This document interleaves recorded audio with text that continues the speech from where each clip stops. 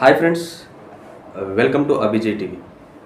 అభిజయ్ టీవీలో ఈరోజు మనం మీ ముందుకి రావడానికి గల కారణం, బీఆర్ఎస్ పార్టీలో చాలా సందిగ్ధమైన పరిస్థితులు నెలకొన్నాయి. యాక్చువల్గా తెలంగాణ రాష్ట్రంలో అసలు బీఆర్ఎస్ పార్టీలో ఏం జరుగుతుందనే విషయం అసలు ఆ పార్టీలో ఉన్నటువంటి సామాన్య కార్యకర్తలకు కూడా అసలు అంతుచిక్కలేకుండా ఉంది.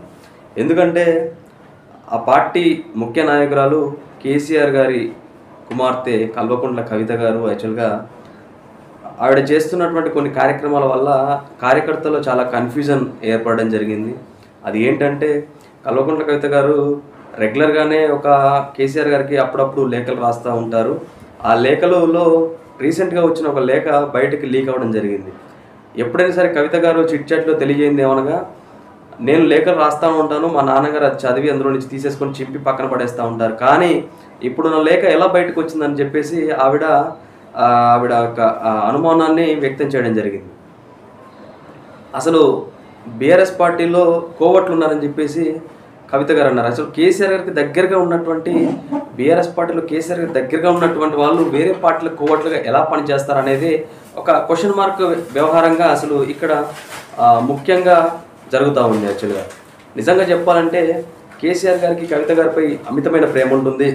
ఎందుకంటే వాళ్ళ ఒకనొక కూతురు మరియు కేటీఆర్ గారు వారి యొక్క తనయుడు ఇప్పుడు పార్టీ వర్కింగ్ ప్రెసిడెంట్గా ఉన్నారు. అదేవిధంగా తెలంగాణ జాగృతి ప్రెసిడెంట్గా కవిత గారు ఉన్నారు. అదేవిధంగా రీసెంట్గా కూడా కవిత గారు వారి జూబ్లీహిల్స్లో వారికి ఇంటికి దగ్గరలో తెలంగాణ జాగృతి ఆఫీస్ చాలా పెద్దగా రీఓపెన్ చేయడం కూడా జరిగింది. ఇవన్నీ కూడా కార్యకర్తలు కన్ఫ్యూజన్లో నెట్టుతూ ఉన్నాయి.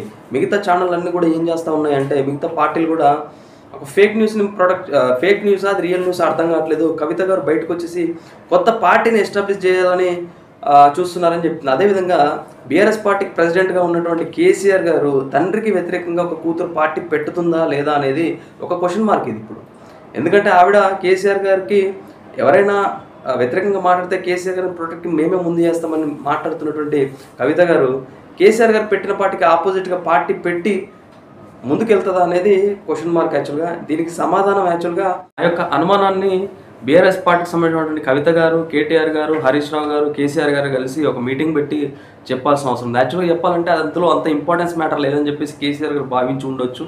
అందుకోసం ఈ విషయాన్ని అసలు వాళ్ళు చెప్పట్లేదు యాక్చువల్గా.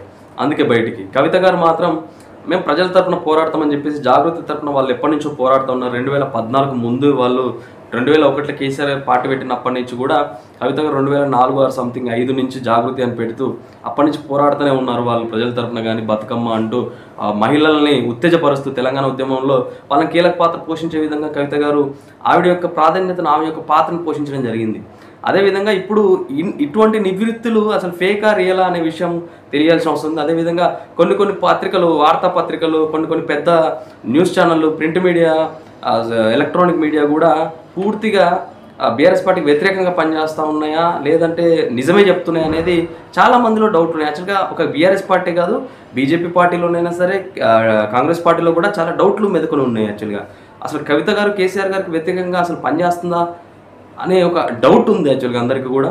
అదే డౌట్ కనుక నిజమైతే ఇది చాలా షాకింగ్ న్యూస్ అవుద్ది. అసలు తెలంగాణ రాష్ట్రంలో చాలా రసవత్తరంగా ఎన్నికలు జరిగే అవకాశం ఉందని చెప్పేసి అభిజయ్ టీవీ తరఫున కోరుతున్నాం. మిత్రుల మీ యొక్క కమెంట్, మీరు ఏమనుకుంటున్నారు అనే దాకా మీ యొక్క విషయాన్ని మీ యొక్క అభిప్రాయాన్ని కమెంట్ రూపంలో తెలియాలని చెప్పేసి అభిజయ్ టీవీ కోరుతా ఉంది. ఇప్పటిదాకా మనం చెప్పిన విషయం కనుక మీకు ఇంట్రెస్ట్గా ఉండి నచ్చినట్టయితే please subscribe to Abhijay TV. Support చేయండి, లైక్ చేయండి, షేర్ చేయండి మిత్రులారా. ఖచ్చితంగా అభిజయ్ టీవీని ఆదరించండి మిత్రులారా.